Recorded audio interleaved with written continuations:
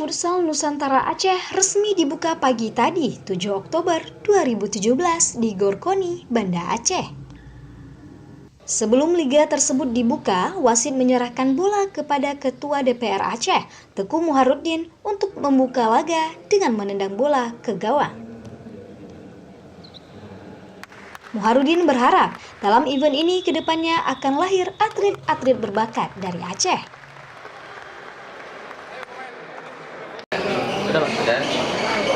Kita berharap ya event Liga Futsal Nusantara 2017 ini kita harapkan ke depan ya akan lahir atlet-atlet ataupun representatif dari Aceh ya dari Aceh pada Liga Nasional nanti di Padang, sehingga mereka bisa mengharumkan nama Aceh. Kita harapkan bukan hanya di tingkat nasional, bahkan Aceh depan kita harapkan akan harum namanya di kancah internasional.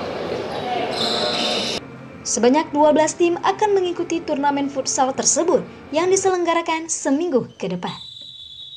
Dari Banda Aceh, tim liputan Wasata TV melaporkan.